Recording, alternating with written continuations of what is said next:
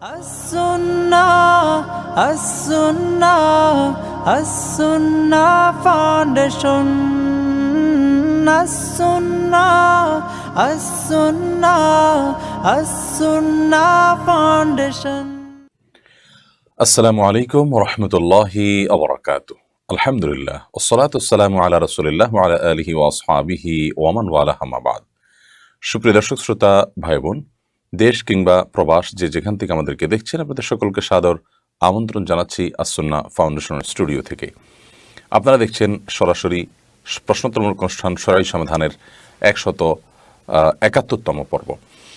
প্রিয় দর্শক, অন্যান্য দিনের মতো আজও ইনশাআল্লাহ বিদিনিল্লাহ আমরা ঘণ্টাব্যাপী আপনাদের সঙ্গে থাকছি এবং আপনাদের করা জীবন জিজ্ঞাসামূলক প্রশ্নগুলোর উত্তর করার এবং হাদিসের আলোকে দেওয়ার চেষ্টা করব। ওয়া মা তাওফীক ইল্লা বিল্লাহ। আপনাদের যে কোনো জিজ্ঞাসা বাংলায় সংক্ষেপে আমাদের এই পোস্টের মন্তব্যের ঘরে লিখুন। ইনশাআল্লাহ বিদিনিল্লাহ আমরা যথাসম্ভব বেশি থেকে বেশি প্রশ্নের উত্তর কোরআন এবং হাদিসের আলোকে দেওয়ার আপ্রাণ চেষ্টা চালাবো। সেই সাথে আপনাদেরকে জানিয়ে রাখি, আস-সুন্নাহ ফাউন্ডেশন স্টুডিও থেকে সম্প্রচারিত এই লাইভ অনুষ্ঠানটি আপনারা আমাদের ভেরিফাইড ফেসবুক পেজে দেখতে পাচ্ছেন, একসঙ্গে As-Sunnah Foundation YouTube channel verified YouTube চ্যানেলে দেখতে পাচ্ছেন এবং আমাদের অন্যান্য পেজেও একযোগে দেখতে পাচ্ছেন। দ্বীনের প্রচারের স্বার্থে এই লাইভটি আমরা শেয়ার করে দিতে না ভুলি, যাতে করে আমাদের শেয়ার থেকে অন্যরাও কোরআন এবং হাদিসের আলোকে তারা দ্বীনি জ্ঞান দিয়ে নিজেদেরকে সমৃদ্ধ করতে পারেন। আল্লাহ তাআলা আমাদেরকে তৌফিক দান করুন। চলে যাচ্ছি তাহলে আমরা প্রশ্নোত্তরের ধারাবাহিকতায়। আমির ইসলাম, আপনি আমাদের ইউটিউব চ্যানেলে প্রশ্ন করেছেন, আমাদের দেশের অনেক মেয়ে বিদেশে কাজের জন্য যায়, ওখান থেকে সে সেই বাড়ির মানুষের সাথে গিয়ে ওমরা পালন করে, তার জন্য এই কাজটি জায়েজ হবে কি? প্রথম কথা হলো, মাহরাম ছাড়া কোনো মেয়ে সফর দূরত্বে যাওয়া জায়েজ নয়। অতএব আমাদের কোনো নারী, তিনি যদি মধ্যপ্রাচ্যে বা পৃথিবীর যে কোনো দেশে তিনি যদি যান এবং স্বামী ছাড়া সফর করেন এবং তিনি একাকী সেখানে সফর করে গিয়ে কাজ করেন, তাহলে সেক্ষেত্রে তার এই সফরটা ইসলামের দৃষ্টিকোণ থেকে নাজায়েজ এবং গুনাহের কথা। সংশ্লিষ্ট দেশ যে দেশের নাগরিক বা যে দেশের প্রতিষ্ঠান আমাদের দেশ থেকে এরকম নারী শ্রমিকদেরকে নিচ্ছে, তারা যেমন গুনাহগার, ঠিক একইভাবে যারা এখান থেকে যাচ্ছেন তারাও গুনাহগার হবেন এক্ষেত্রে। কিন্তু সেখানে যাওয়ার পর মালিক বা তাদের সাথে যদি তিনি ওমরা বা হজ করতে যান এবং করেন, তাহলে সেক্ষেত্রে তার ওমরা বা হজ আদায় হয়ে যাবে। বাট এই কাজটিও তাদের জন্য পৃথক গুনাহের কথা, কারণ নবী করিম সাল্লাল্লাহু আলাইহি ওয়াসাল্লাম বলেছেন যে একজন নারী তিনি হজ করবেন না যতক্ষণ পর্যন্ত তার সাথে মাহরাম না থাকে। বিধায় লা তুসাফিরুল মারআতু ইল্লা মা আযি মাহরামিন, সফর করবে না যতক্ষণ পর্যন্ত তার সাথে মাহরাম না থাকে। বিধায় হজ হোক, ওমরার সফর হোক, সেগুলোও তার জন্য মাহরাম ছাড়া যাওয়া নাজায়েজ এবং গুনাহের বিষয় হবে। যদি করে ফেলেন তিনি আদায় হয়ে যাবে, বাট গুনাহ হলো পাশাপাশি। আরিয়ান নাজমুল, আপনি আমাদের ইউটিউব চ্যানেলে লিখেছেন, আমি আমার ওয়েবসাইট, পেজ এবং বিভিন্ন গ্রুপের মাধ্যমে বিদেশে উচ্চশিক্ষার তথ্য, যেমন বিশ্ববিদ্যালয় খুঁজে দেওয়া, তাদের সংস্কৃতি, সুবিধা অসুবিধা জানানো, ভাষা শিক্ষা দেওয়া সহ বিভিন্ন তথ্য দিয়ে সাহায্য করে থাকি। অমুসলিম দেশে মুসলিমদের বসবাসের নিয়মকানুন সম্পর্কেও জানানোর চেষ্টা করি। এই জন্য আমি অর্থ গ্রহণ করি, এভাবে উপার্জন করা জায়েজ হবে কি? মৌলিকভাবে এটি নাজায়েজ বা হারাম কোনো কাজ নয়। আপনি জাস্ট তথ্য শেয়ার করছেন, বিভিন্ন উপায় মানুষকে বাতলাচ্ছেন, সেখান থেকে মানুষ যাতে করে সংশ্লিষ্ট দেশের নিয়মকানুন জানতে পারে, সেখানে বসবাসকারী সবাই যে হারামে লিপ্ত, সবাই যে গুনাহগার, ব্যাপারটা সেরকম নয়। বিধায় আপনি সেখানে এই সার্ভিসটা যদি প্রোভাইড করেন এবং এর বিনিময়ে আপনি যদি বিনিময় গ্রহণ করেন, এর বিনিময়ে যদি আপনি পারিশ্রমিক নেন, ইনশাআল্লাহ বিদিনিল্লাহ এটি আপনার জন্য গুনাহের কোনো কারণ হবে না, ইনশাআল্লাহ বিদিনিল্লাহ। কারণ এটি প্রত্যক্ষভাবে নিশ্চিত অন্যায়ের সহযোগিতা হিসাবে গণ্য হবে না। ফজলুল হক, আপনি লিখেছেন, পরীক্ষার ফরম সহ বিভিন্ন ক্ষেত্রে অভিভাবক হিসাবে বাবা এবং মায়ের তথ্য পূরণ করতে হতো। হাইকোর্টের এক রায়ের ফলে এখন থেকে মায়ের তথ্যই যথেষ্ট, বিষয়টাকে কিভাবে দেখেন? দেখুন, যে সমস্ত সন্তান তাদের পিতৃপরিচয় নেই, সে সকল সন্তান তাদের মায়ের পরিচিত হওয়ার প্রয়োজন দেখা দেয় আইডেন্টিটির জন্য। আবার অনেক সময় দেখা যায় বাবা সন্তান জন্ম দিয়েছেন ঠিকই বৈধভাবেই, বাট এরপর থেকে তার কোনো হদিস থাকে না, লাপাত্তা হয়ে যান এবং সন্তানকে কোনো দায়িত্ব পালন করতে চান না। আমরা ইসলামের শরিয়ার কথা যদি বলি, তাহলে ইসলামের শরিয়ার দৃষ্টিকোণ থেকে সন্তান সর্বাবস্থায় বাবার দিকেই সম্বন্ধ হবে এবং বাবাই হবেন সন্তানের মূল অভিভাবক। কোনো কারণে বাবা নাই, তাহলে সেক্ষেত্রে ইসলামের শরিয়ার দৃষ্টিকোণ থেকে দ্বিতীয় অভিভাবক হবেন সন্তানের দাদা কিংবা বড় ভাই কিংবা চাচা অন্য যারা আছেন ধারাবাহিকভাবে তারা। মা তিনি সন্তানের সবচেয়ে আপন এবং সবচেয়ে কাছের মানুষ, কিন্তু অভিভাবকত্বটা একটা দায়িত্বের বোঝা, এটি আল্লাহ রাব্বুল আলামিন মায়ের উপর চাপান নাই। এখন এই ধরনের রায়ের ফলে যেটি হতে পারে আমাদের শঙ্কা, সেটি হলো এই রায়ের ফলে আমাদের সমাজে এমনিতেই ব্যভিচারের পরিমাণ দিন দিন বেড়ে চলেছে। এ রায়ের ফলে ব্যভিচার এর পরিমাণ আরও বেড়ে যায় কিনা এবং সেটাকে মানুষ স্বাভাবিক মনে করে কিনা, সেটি একটা বড় প্রশ্নসাপেক্ষ বিষয়। এই আশঙ্কাটা খুব জোরালোভাবে দেখা যাচ্ছে। আমার তো মনে হচ্ছে যে অভিভাবক হিসাবে সন্তানের পড়ালেখা, কাগজপত্র, অন্যান্য বিষয় আশা করার ক্ষেত্রে বাবার ঘরে বাবা রেখে মা অন্যান্য কাজ করতে পারার কথা। বাবা না থাকলে তৎপরবর্তী অভিভাবক কিন্তু তাদের অসহযোগিতা ইত্যাদির নানা আশঙ্কা আছে। সেই জায়গা থেকে একান্ত অনন্য উপায় হলে মাকে অভিভাবক হিসাবে রাখা যেতে পারে, কিন্তু সাধারণভাবে বা ঢালাওভাবে বাবার জায়গায় মা অভিভাবক হলেই চলবে, এই বিষয়টি আমার মনে হয় যে ব্যভিচারকে উস্কে দেয় কিনা। আল্লাহ তাআলা আমাদেরকে হেফাজত করুন। রহিমা আক্তার আপনি লিখেছেন, আমার একটা সন্তান আছে, সে সন্তানের কথা গোপন রেখে দ্বিতীয় বিয়ে করেছি, 7 বছর হল। এখন আমি দিনের বুঝ পেয়েছি আগের সন্তানের কথা স্বামীকে জানালে আমাকে তালাক দিয়ে দিবে, না জানালে সত্য গোপনের গুনাহ হবে। এই অবস্থা আমার করণীয় কি? প্রথম কথা হলো যে আপনার বিয়ে তো হয়ে গেছে এবং আপনার স্বামীর কাছে আপনি যদি এটা আগে গোপন করে থাকেন তাহলে সেক্ষেত্রে আপনি তখনই গুনাহ করেছেন, অন্যায় করেছেন। আপনি এর জন্য আল্লাহর কাছে ইস্তেগফার করবেন, ক্ষমা প্রার্থনা করবেন। এখন নতুন করে জানাতে গেলে যদি সমস্যা তৈরি হয় তাহলে সেক্ষেত্রে আপনার জানার প্রয়োজন নেই, বিশেষ করে স্বামী কখনো জানার আশঙ্কা যদি না থাকে। বাট তিনি যদি একসময় জেনে যাবেন এমনটি মনে হয় তাহলে সেক্ষেত্রে আপনার এই লুকিয়ে রাখার তো কোনো মানে হয় না। একটা সময় যেহেতু তিনি জানবেনই, অতএব তাকে অত্যন্ত কৌশলে এবং বিনয়ের সাথে নানান ভাবে তাকে ভালোবাসা, মহব্বত এবং স্বামী স্ত্রীর মধ্যকার যে আপনার আবদার আছে সেই জায়গা থেকে আপনি তাকে বোঝানোর চেষ্টা করবেন এবং জানানোর চেষ্টা করবেন। আপনার পুরো অবস্থা আপনি সবচেয়ে ভালো বলতে পারবেন। আর এ ধরনের বিষয়গুলোকে অনেক আগ পাশ চিন্তা করে তারপর সিদ্ধান্ত নিতে হয়। বাকি মৌলিকভাবে আমার একটা কথা বলে আপনাকে, যে আপনি যদি লুকিয়ে রাখেন তাহলে সেক্ষেত্রে আপনাদের বৈবাহিক সম্পর্কে কোনো অসুবিধা হবে না এবং যা হওয়ার সেটা আগে হয়ে গেছে, অর্থাৎ বিয়ে হয়ে গেছে। এখন তার কাছে সেটা জানানোটা হলো পরবর্তীতে আপনাদের সম্পর্কে কোনো অসুবিধা হয় কিনা সেই জায়গা থেকে। আল্লাহ তাআলা মাফ করুন আপনাকে। নাম প্রকাশে অনিচ্ছুক আইডি থেকে আপনি লিখেছেন, আমার মা পরকীয়ায় লিপ্ত, আমরা এক ভাই এক বোন, আমার বাবা মার ডিভোর্স হয়েছে, দ্বিতীয় বিয়ের কথা বলেছিলাম কিন্তু তিনি রাজি হননি। আম্মুর পরকীয়ার ব্যাপারটা জানার পর বিষয়টা নিয়ে আমি তার সাথে অনেক খারাপ ব্যবহার করে ফেলেছি, কিন্তু আম্মু এখনও সঠিক পথে আসছে না। এখন আমার করণীয় কি?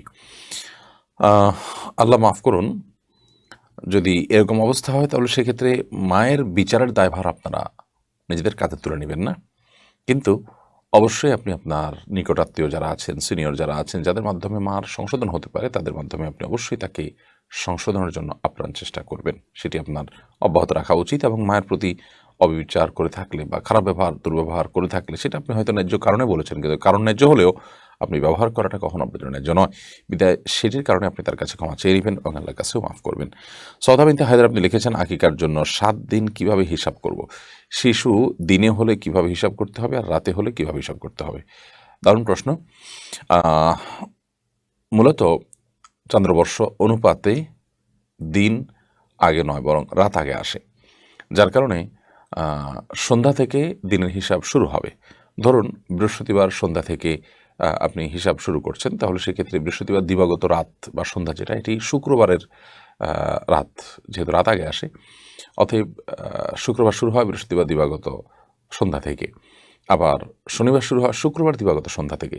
ঠিক এই জন্য সন্তান যদি রাতে জন্মগ্রহণ করে তাহলে সেক্ষেত্রে সেটি যে এই রাতের পরবর্তী যে বারটা, ওই বারের অধীনে বা সেই দিনের অন্তর্ভুক্ত হিসাবে গণ্য হবে। আর যে বারের জন্মগ্রহণ করেছে সে বারের আগের বারে আকিকা দিবেন, তাতে 7ম দিন হবে, 7 দিন পর নয়, বিষয়টা 7ম দিন। অতএব আপনার সন্তান ধরুন জুমাবারে জন্মগ্রহণ করেছে, তাহলে পরবর্তী বৃহস্পতিবার যেটি, সেদিন হবে 7ম দিন এবং আকিকার দিন। এম এ রাজু আহমেদ আপনি লিখেছেন, আমাদের সমাজে 2টো মসজিদ, একটি পুরনো এবং ছোট হওয়ার কারণে আমরা পাশে একটি বড় মসজিদ তৈরি করি।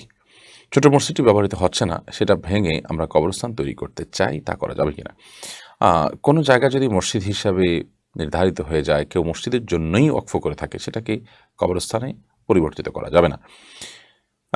মসজিদের পাশে আরেকটা মসজিদ করা হয়েছে বলেছেন আপনি, এই মসজিদটাকে এক্সটেনশন করা যেত। যদি এক্সটেনশন করার মতো সেরকম পরিস্থিতি না থাকে তাহলে সেক্ষেত্রে দুইটা মসজিদই থাকবে, দুইটা মসজিদই ব্যবহার হবে, কোনোটার জন্য ডিস্টার্বের কারণ যেন না হয় সেদিকটি খেয়াল রাখতে হবে। যদি সেটা সম্ভব না হয় কোনো কারণে, তাহলে ছোটো মসজিদটি যেটি ব্যবহৃত হচ্ছে না সেটাকে আপনার বন্ধ করে রাখবে এবং সেটিকে অন্য কোনো কাজে রূপান্তর করা যাবে না। আমরা মসজিদে নববীতে যদি যেয়ে থাকি কেউ, তার আমরা জানি যে মসজিদে নববীতে মধ্যরাতে মসজিদে নববীর আশেপাশে অনেকগুলো ছোটো ছোটো মসজিদ আছে, মসজিদে গাম্মামা আছে, কয়েকটা ছোটো ছোটো মসজিদ আছে। নবী করিম সাল্লাল্লাহু আলাইহি ওয়াসাল্লাম এগুলোতে সালাত আদায় করেছেন।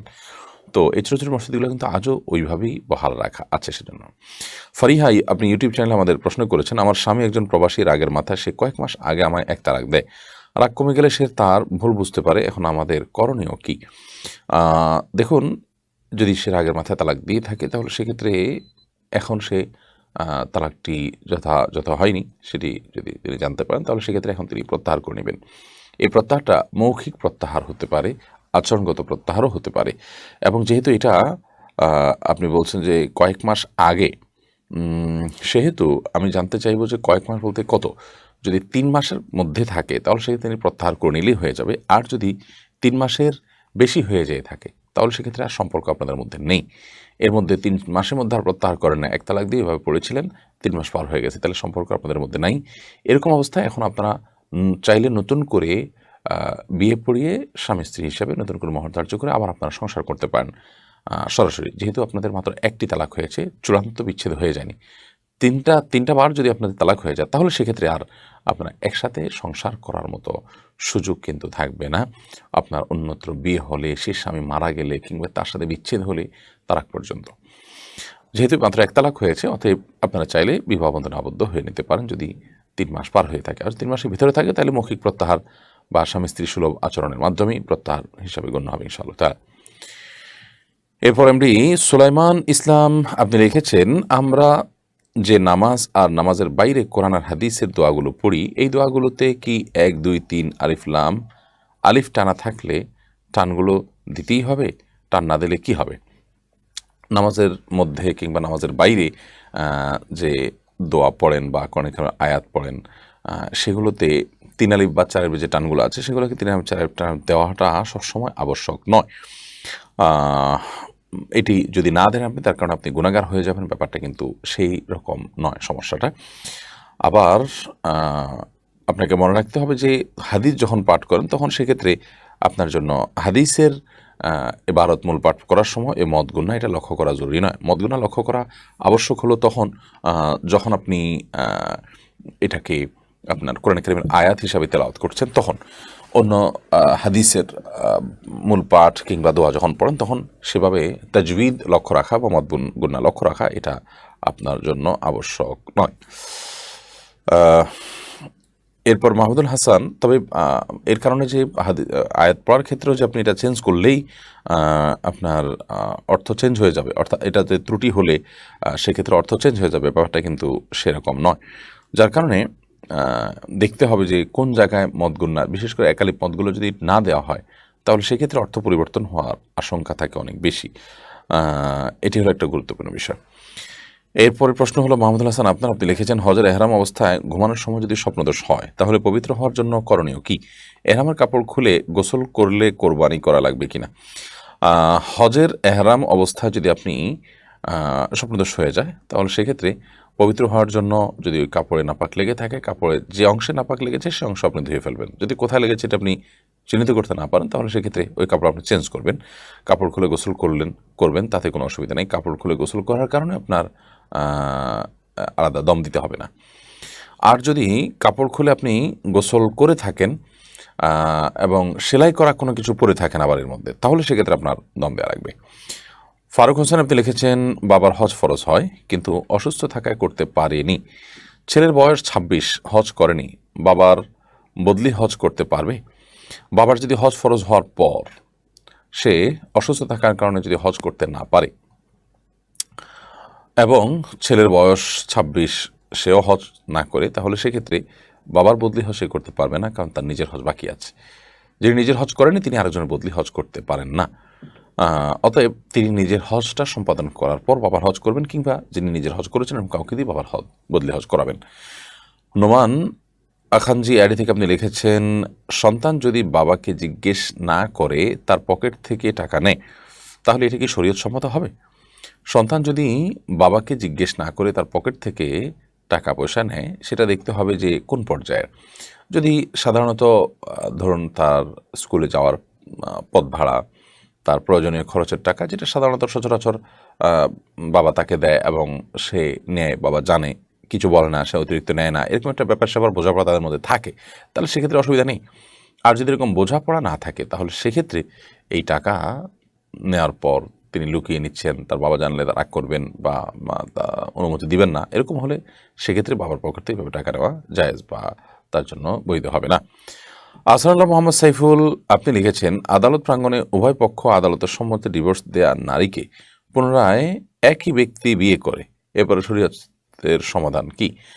দেখতে হবে যে ডিভোর্সটা কিভাবে হয়েছে। ডিভোর্সটা যদি 3 তালাক হয়ে থাকে বা 3টা তালাক যদি হয়ে যায় থাকে, 3টা তালাক হয়ে গিয়ে থাকলে এরপর আর তারা একত্রে বসবাস করার কোনো সুযোগ নেই, একত্রে বিয়ে করার, তাদের আর বিয়ে করে একত্রে থাকার কোনো সুযোগ নেই। আর যদি সেটা 1 কিংবা 2 তালাকে সীমাবদ্ধ থাকে, তাহলে সেক্ষেত্রে সেটার মাধ্যমে পরবর্তী তারা আবার বিবাহে আবদ্ধ হতে পারে। তৌফিক মিয়া আপনি লিখেছেন, ফেসবুকের ফিতনা থেকে বাঁচার উপায় কি? ফেসবুকের ফিতনা থেকে বাঁচার উপায় হলো, প্রথমত এটিকে নিয়ন্ত্রণ করতে না পারলে এটাকে থেকে সম্পূর্ণরূপে সরে আসা। আর যদি এটিকে নিয়ন্ত্রণ করা যায়, তাহলে নিয়ন্ত্রণ করার জন্য সর্বাত্মক চেষ্টা করা। যেমন দিন এবং রাতে নির্দিষ্ট কিছু সময় বের করে নেওয়া, যে এই সময়গুলোতে আমি এত মিনিট আমি সময় দেব, সকালে এত মিনিট সন্ধ্যায়, বা দিনের মোট একটা সময় দিব, এর মধ্যে এর বাইরে আমি কোনো সময় দেব না, সেরকম একটা টাইম শিডিউল করে নেওয়া যেতে পারে। সেটা যদি কোনোভাবে করতে না পারে, নিজেকে নিয়ন্ত্রণ করতে না পারে এবং বিশেষ করে গুনাহে লিপ্ত হয়ে যায়, বারবার কোনোভাবেই চেষ্টা করে পারে না, তাহলে সেক্ষেত্রে তার জন্য ফেসবুক বা ইউটিউব ব্যবহার করাই জায়েজ নয়। আল্লাহ তাআলা আমাদেরকে মাফ করুক এই ফিতনা থেকে। এটা কারণে যেমন অনেক গুনাহ আমাদের হচ্ছে, ঠিক তেমনিভাবে এটার যে নেশা আসক্তি, সেটাও আমাদেরকে অনেক ভালো কাজ থেকে দূরে সরিয়ে রাখছে, সময় অপচয় করছে। বিধায় এটিকে ব্যবহার করলে নিয়ন্ত্রণ করতে হবে, নিয়ন্ত্রিত ব্যবহার করতে হবে, আর না হলে এটির ব্যবহার আমাদের জন্য জায়েজ হবে না। মোহাম্মদ আবুজার আপনি লিখেছেন, জামাত নামাজ পড়ার সময় ইমাম সাহেবের বারবার কিংবা সামান্য একটু আগে দাঁড়ালে কি নামাজ শুদ্ধ হবে? জামাতে নামাজ পড়ার সময় ইমাম সাহেবের বরাবর কিংবা তার সাথে থেকে সামান্য আগে দাঁড়ালে, আপনি যদি সামান্য আগে দাঁড়ান তাহলে এটা আপনার জন্য জায়েজ হবে না, কিন্তু আপনি ইমাম সাহেব বরাবর দাঁড়ান, নামাজ হয়ে যাবে। এরপরে মুবাশশির হাশমি আপনি লিখেছেন, বাবার ঋণ বাবা বেঁচে থাকলেও কি ছেলের উপরে বর্তায়? না, বাবা যদি বেঁচে থাকেন তাহলে এটা বাবার উপরে বর্তায়, কিন্তু বাবার যদি দেওয়ার সামর্থ্য না থাকে আর ছেলেদের পরিশোধ করার সামর্থ্য থাকে, তাহলে অবশ্যই ছেলেরা বাবার ঋণটা পরিশোধ করার চেষ্টা করবেন। সেটি বাবার প্রতি তাদের যে এহসান, সদাচরণ এবং বাবার মায়ের প্রতি তাদের যে দায়িত্বশীলতা, সেই জায়গা থেকে। কিন্তু এটি তার উপরে আইনিভাবে শরীয়তের দৃষ্টিকোণ থেকে বর্তায় না দিলে তারা গুনাহগার হবে, ব্যাপারটা সে লেভেলের কিন্তু না। এরপরে ফরহাদুল হক আপনি লিখেছেন, বিভিন্ন অনুষ্ঠানে মৃত ব্যক্তির জন্য 1 বা 2 মিনিট নীরবতা পালন করা শরীয়তের দৃষ্টিতে কেমন? মৃত ব্যক্তির জন্য 1 বা 2 মিনিট নীরবতা পালন করা শরীয়তের দৃষ্টিকোণ থেকে বিশেষ কোনো গুরুত্ব নেই। এমনকি আপনার এ ধরনের আনুষ্ঠানিকতা, এই যে 1 মিনিট অপেক্ষা করা, 2 মিনিট অপেক্ষা করা, এটা শরিয়াত তো বটেই, এমনকি যৌক্তিকভাবে এটা কোনো প্রয়োজনীয় কোনো কাজ না, বা মানে কোনো গুরুত্ব পাওয়া যেতে পারে এই কাজে, সেরকম কোনো কাজ না। কারণ হলো আমরা এই ধরনের কাজ যে করি, এই টাইমটাতে আমরা বরং মৃত ব্যক্তির জন্য আমরা যদি ইস্তেগফার করতাম, তার জন্য আল্লাহর কাছে দোয়া করতাম, সেটা মৃত ব্যক্তির জন্য অনেক বেশি উপকারে আসতো। বিধায় এ ধরনের নীরবতা এটা ইসলামী শরিয়ার কোনো কালচার না। আমরা অনেক ভিন্ন ধর্মের মানুষের কালচার নিজেদের গায়ে মাখায়, এটা তারই একটি। বিধায় এ ধরনের নীরবতা দাঁড়িয়ে সম্মান প্রদর্শন করা, এগুলো ইহুদি এবং খ্রিস্টানদের সংস্কৃতি। একজন মুসলমান তিনি এ ধরনের সংস্কৃতিকে নিজের সংস্কৃতি হিসাবে ধারণ লালন করতে পারেন এবং এই ধরনের সংস্কৃতি তিনি গায়ে বা মাখতে পারেন না। এরপরে প্রশ্ন করেছেন শাহিন আলম, আপনি লিখেছেন, জানাজার নামাজে প্রত্যেক তাকবীরে কি হাত তুলতে পারবে? জানাজার নামাজে প্রতি একবার হাত তুলবেন কি তুলবেন না, এটা নিয়ে ওলামায়ে কেরামের মধ্যে 2 রকমের মতই আছে। তুলনামূলকভাবে না তোলার মতটা আমার কাছে শক্তিশালী। আমি সেটার উপর আমল করি। শক্তিশালী মনে হয় এবং এটাকে অনেক উলামায়ে কেরাম প্রাধান্য দেন। যদিও প্রত্যেকটা আপনার ইয়ের পরে, দোয়ার পরে, সূরার পরে, সানার পরে, দুরূদের পরে হাত তোলার কথা অনেক উলামায়ে কেরাম বলে। এমনি শামীম শেখ আপনি লিখেছেন, আমার চাকরির সুবাদে বিভিন্ন জেলায় কাজে যাওয়া লাগে। সেক্ষেত্রে আমি কসর সালাত পড়ব? চাকরির সুবাদে যদি বিভিন্ন জেলা আপনার যেতে হয়, সেখানে আপনি অবশ্যই কসর সালাত পড়বেন। যেহেতু আপনি সেখানে শুধু আপনি কোনো ডিউটি পালন করতে যাচ্ছেন। আর যদি এমন হয় যে সেখানে গিয়ে আপনি রীতিমতো আপনাকে সেখানে থাকতে হয় এবং সেজন্য আপনি বাসা ভাড়া নিয়েছেন, সেখানে আপনি থাকেন, তাহলে সেক্ষেত্রে আপনার একটা ঠিকানা সেখানে আছে, সেখানকার আপনি অস্থায়ী বাসিন্দা। তো সেক্ষেত্রে আপনি পুরো নামাজ পড়বেন। আর যদি ব্যাপারটা এরকম না হয় যে আপনি মাঝে মধ্যে যান, কোনো হোটেলে ওঠেন কিংবা যে কাজ সেরে চলে আসেন, তাহলে সেক্ষেত্রে আপনি মুসাফির হিসাবেই গণ্য হবেন এবং আপনি কসর পড়বেন। এমনি হৃদয় এআরডি থেকে আপনি লিখেছেন, আমি কিভাবে ইসলামের সকল বিষয়গুলোকে যথাযথভাবে পালন করব আর ইসলাম সমর্থন করে না এমন বিষয় কিভাবে পরিহার করব? আল্লাহ রাব্বুল আলামিন আপনার প্রতি রহম করুক ভাই হৃদয়। ইসলামের সকল বিষয়গুলোকে যথাযথ পালন করার জন্য কোরআন এবং সুন্নাহকে আপনি ফলো করবেন। কোরআন এবং সুন্নাহ মৌলিক নির্দেশনাগুলোকে আপনি মেনে চলবেন এবং আল্লাহ রাব্বুল আলামিন যেগুলো নিষেধ করেছেন সে সমস্ত বিষয়গুলো থেকে বাঁচার জন্য আপনাকে কোরআন হাদিসের আশ্রয় নিতে হবে যে সেগুলোতে কি কি বলা নিষেধাজ্ঞার দেওয়া আছে সেগুলো আপনি মেনে চলতে হবে।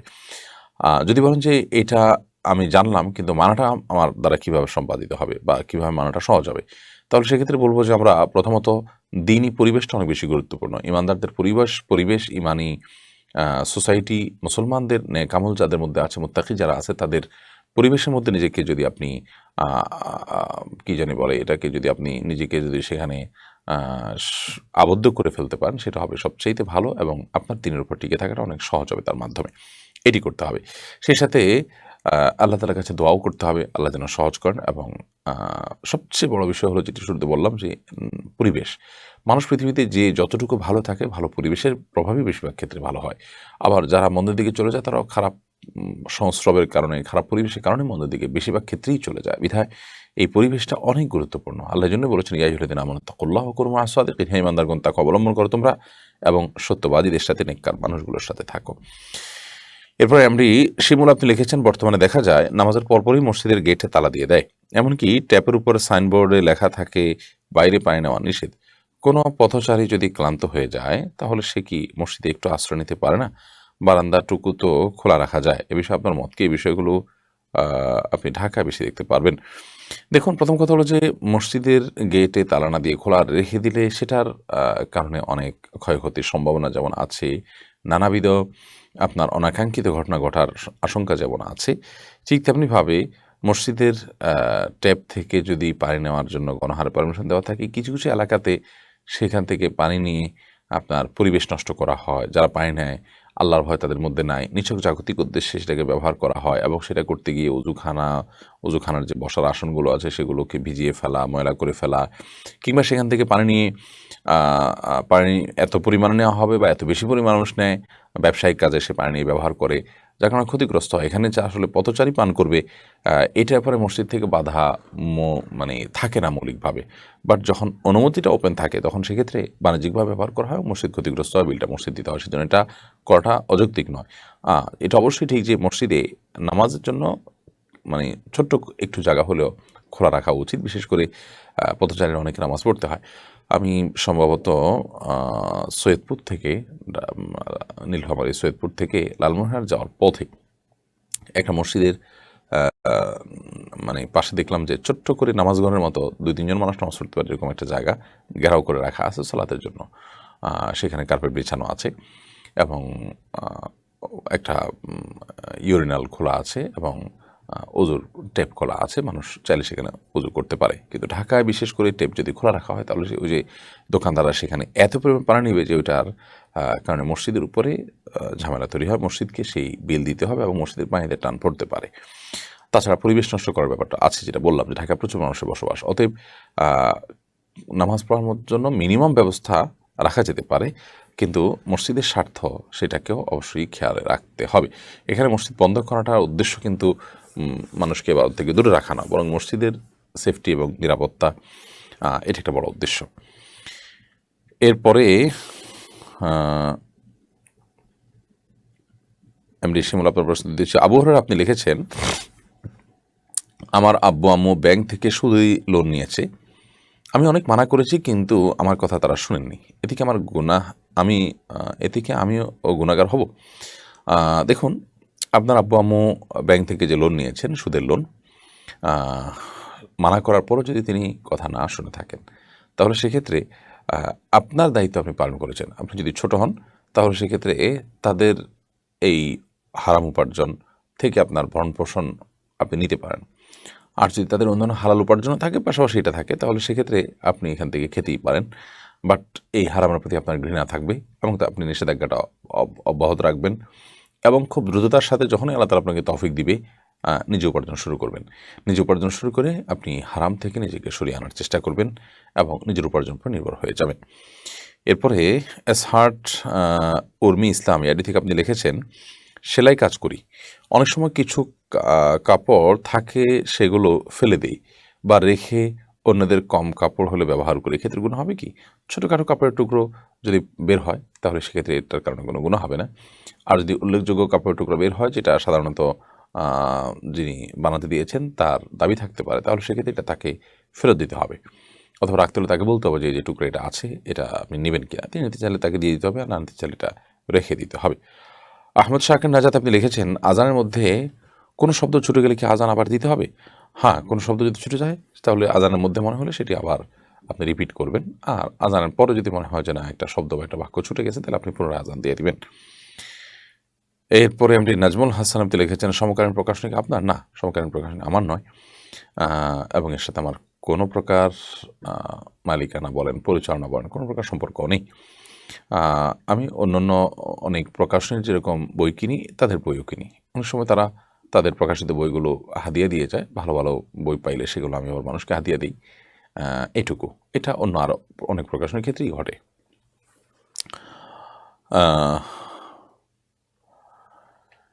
এরপরে আদিবা রহমান জিস আপনি লিখেছেন, আমার স্বামী স্ত্রী সুলভ আচরণ পর আমাকে গোসল করতে দেয় না এবং উনিও করে না। আমাকে দুপুরে বলে গোসল করতে, এতে আমার নামাজ ও আমল ছুটে যায়। উনি বলে আমার যখন মন চাইবে তখন নামাজ পড়তে দিব। আমি বোঝানোর চেষ্টা করি, সে গায়ে হাত তোলে। আমার করণীয় কি? আল্লাহ মাফ করুন। এ ধরনের জাহেল এবং মূর্খ স্বামী থেকে আল্লাহ রাব্বুল আলামিন তার কবল থেকে আল্লাহ তাআলা আপনাকে হেফাজত করুন, কিংবা তাকে আল্লাহ তাআলা হেদায়েত দান করুন। অবশ্যই আপনি ফরজ গোসল পড়ে ফরজ ওয়াক্ত সালাত আদায় করতে হবে। যদি আপনার স্বামী এক্ষেত্রে আপনাকে বাধা দেয়, সে বাধা শুনতে আপনি বাধ্য নন, এবং সে আপনার অধিকার নষ্ট করছে, আপনি তাকে বুঝিয়ে সমঝিয়ে যদি লাইনে আনতে পারেন ভালো, আর না হলে মুরব্বিদের দিয়ে অন্যদেরকে দিয়ে আপনি প্রেশার দিতে পারেন, এবং সেটা আপনার দেয়া রাইট, প্রচলিত আইনেও আছে, আবার আপনার জন্য সেটা রাইট ইসলামের শরীয়তের দৃষ্টিকোণ থেকেও আছে। বিধায় সেটি আপনি করবেন। প্রয়োজনে তাকে ত্যাগ করে আপনি অন্যত্র কোনো ভালো সঙ্গীর সাথে বিয়ের চিন্তাভাবনা করতে পারেন। কারণ যদি সে এরকম হয় এবং তার ভিতরে কোনো পরিবর্তন না আসে, তাহলে সেক্ষেত্রে যে ব্যক্তি আল্লাহর বিধান পালন করতে বাধা দিবে, ফরজ বিধান পালন করতে বাধা দিবে, সে ব্যক্তির সঙ্গে আপনি নিয়মিত সংসার করে যাবেন এবং হারাম লিপ্ত হতে থাকবেন এবং গুনাহ ছেড়ে দিবেন, সেটা কিন্তু আপনার জন্য জায়েজ হতে পারে না। সোহেল পাটোয়ারি হিয়াটি থেকে আপনি লিখেছেন, আমি প্রেম করে বিয়ে করেছি, 11 বছর হয়ে গেছে। এখন যতটুকু জানি প্রেমের বিয়ে সহি হয় না। এখন কি করণীয় এবং কিভাবে সহি করা যায়? আপনার বিয়ে যদি যথাযথ নিয়ম হয়ে থাকে, দুজন সাক্ষীর উপস্থিতিতে, এবং মহারণা ধার্য হয়ে থাকে, মেয়েদের অভিভাবক ছিল, আপনার অভিভাবক ছিল, সব মিলিয়ে বিয়ে যদি হয়ে থাকে, আলহামদুলিল্লাহ বিয়ে হয়ে গেছে।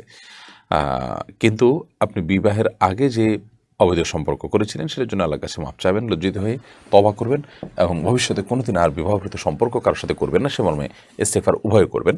ইনশাআল্লাহ বিদিন এটি আপনাদের সেই পাপ বা সে গুনাহ মাফ হওয়ার জন্য যথেষ্ট হবে। বাকি এখন বিয়ের পর আর নতুন করে আপনাদের কোনো কিছু করার নেই, তওবা এবং ইস্তেগফার করা ছাড়া। জান্নাতুল ফেরদাউস আপনি লিখেছেন, আমি কলেজে পড়ি, কলেজে যাওয়া আসার জন্য আমাকে গাড়ি ব্যবহার করতে হয়। গাড়িতে উঠলে দেখা গেছে যে অনেক সময় পুরুষ পাশে বসে, বিশেষ করে সিএনজি, অটো। গাড়ি ব্রেক বা আঁকাবাঁকার কারণে ওই পুরুষের সাথে আমার টাচ লাগে, যেটা আমার অনিচ্ছা ঘটে, তাহলে কি আমার গুনাহ হবে? এখন করণীয় কি? প্রথমত, এ ধরনের পুরুষের সাথে একজন পরনারীর পাশাপাশি না বসা উচিত। হাতে ব্যাগটা কোনো কিছু থাকলে সেটা মাঝখানে দিয়ে দেওয়া দরকার, তাতে আপনি বেঁচে থাকতে পারেন। এইটুকু অন্তত আপনার চেষ্টা থাকা উচিত। এবং অনিচ্ছাকৃত এরপরও যদি ব্রেকের কারণে আপনার টাচ হয়ে যায়, তাহলে সেক্ষেত্রে ইনশাআল্লাহ গুনাহ হবে না, কিন্তু নিজের সর্বোচ্চ চেষ্টা থাকতে হবে যাতে করে পর্দার খেলাফ না হয় এবং তার শরীরে স্পর্শ না হয়। আকিবুল হাসান রাফি আপনি লিখেছেন, শয়তানের ওয়াসওয়াসা থেকে মুক্তির উপায় কি? শয়তানের ওয়াসওয়াসা থেকে মুক্তির উপায় হলো আল্লাহ রাব্বুল আলামিনের কাছে শয়তান থেকে পানা চাইতে হবে। আউযু বিল্লাহি মিনাশ শাইতানির রাজিম। আল্লাহ তাআলা বলেছেন, ইম্মা ইয়ানজাগান্নাকা মিনাশ শাইতানির নাজগুন ফাস্তাইজ বিল্লাহি মিনাশ শাইতানির রাজিম। শয়তান যখন তোমাকে খোঁচা দিবে, তোমাকে ক্ষতিগ্রস্ত করার চেষ্টা করবে, তখন তুমি আল্লাহ তাআলার কাছে পানা চাইবে বিতাড়িত শয়তান থেকে। সেজন্য আমরা বিতাড়িত শয়তান থেকে আল্লাহর কাছে পানা চাইব, আউযু বিল্লাহি মিনাশ শাইতানির রাজিম পাঠ করব। এটাই হলো একজন ইমানদারের জন্য সবচাইতে জরুরি বিষয় এবং সবচাইতে গুরুত্বপূর্ণ বিষয় এই ক্ষেত্রে। বিধায় আপনি এই কাজটি করার চেষ্টা করবেন, অর্থাৎ আল্লাহ তাআলার কাছে পানা চাইবেন। সেই সাথে শয়তানের যে আপনার শয়তানি করার সুযোগগুলো, সে পথগুলো বন্ধ করে দিতে হবে। যেমন আমরা যথাসম্ভব সকাল সন্ধ্যা দোয়া পড়ব, শরীর বন্ধ করার চেষ্টা করব, নিজেদেরকে আপনার শয়তানের ওয়াসওয়াসা থেকে বাঁচার জন্য বাসা বাড়িতে ঢোকার সময় বিসমিল্লাহ, খাওয়ার সময় বিসমিল্লাহ, প্রতিটি কাজের সময় বিসমিল্লাহ ইত্যাদি বলবো। ইনশাআল্লাহ দিনের মাধ্যমে আমরা শয়তানের ওয়াসওয়াসা থেকে এবং শয়তানি থেকে বেঁচে থাকতে পারবো। এরপরে মোহাম্মদ আবুজর আপনি লিখেছেন, আপনার প্রশ্ন উত্তর দিয়েছি। এরপরে ইয়াহিদ আহমেদ আপনি লিখেছেন, আজানের জবাব না দিলে কি গুনাহ হয়? আজানের জবাব দুইভাবে হয়। একটা হলো আজানের জবাব হয় মৌখিকভাবে, আর হলো আজানের জবাব হয় প্রকৃতভাবে, অর্থাৎ সরাসরি শারীরিকভাবে। মৌখিকভাবে আজানের জবাব হলো মুয়াজ্জিন যা বলেছেন তার সাথে বলা, এই বলাটা মুস্তাহাব, এটি না দিলে কোনো গুনাহ হবে না। কিন্তু আজানের জবাব যেটা শারীরিকভাবে দিতে হয়, ধরুন মুয়াজ্জিন সাহেব আজান দিলেন, দেওয়ার পরে শারীরিকভাবে জবাব দেওয়া মানে হলো আপনি সে আজানের জবাব দিয়ে মসজিদে যাবেন এবং হাজির হবেন।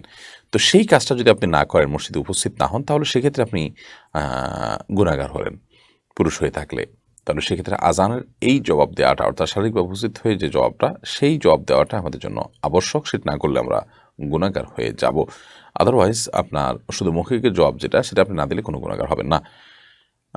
এরপর এমডি ইয়ামিন আপনি লিখেছেন, আসুন্নাহ ফাউন্ডেশন ইউটিউব চ্যানেলের ভিডিও এডিট করে আমি আমার ইউটিউব চ্যানেলে আপলোড করি, এখন আপনার মতামত কি? আসুন্নাহ ফাউন্ডেশনের তরফ থেকে আমাদের কোনো দাওয়াতি কন্টেন্টকে আপনার কপিরাইট রাখা হয় না, যার কারণে যে কেউ চাইলেই সেটা ব্যবহার করতে পারেন, এই সুযোগ রাখা হয়েছে। কিন্তু এর মানে এই নয় যে কেউ স্বেচ্ছাচারিতা করার সুযোগ আছে, তার যা খুশি তা করার সুযোগ আছে। মোটেও সেরকম সুযোগ আমরা দেই না এবং সেটা আমরা অ্যালাউ করি না। ধরুন আপনি সেখানে আমাদের লোগো সরিয়ে নিজের লোগো লাগালেন, সেটি জায়েজ নয়। আবার সেখানে আপত্তিকর থাম্বনেল দিলেন এবং সস্তা জনপ্রিয়তা পাওয়ার জন্য বা সস্তা ভিউ কামানোর জন্য আপনি সেখানে কোনো আপনার অন্যায় কাজ করলেন, সেটি ইসলামী শরীয়তের দৃষ্টিকোণ থেকে যেমন গুনাহের কথা, আমরাও সেটাকে অনুমতি দিই না এবং জানতে পারলে সেটাকে আমরা কপিরাইট দিয়ে আটকাবার আপ্রাণ চেষ্টা করি। এরপর সাফাতুল হক জিহান আপনি লিখেছেন, জুমার দিন দীর্ঘ সময় খুতবা চলে, যার কারণে নামাজে বসার মতো বসি না। আমরা অনেকেই মেডিটেশন সিস্টেমে বসা হয়, গুনাহ হবে কিনা? কোনো অসুবিধা নেই। জুমার দিনে খুতবা চলাকালীন সময় আপনি দুজানো হয়েই বসতে হবে এমনটি জরুরি নয়। অতএব আপনি অন্য যে কোনোভাবে বসলেই চলবে।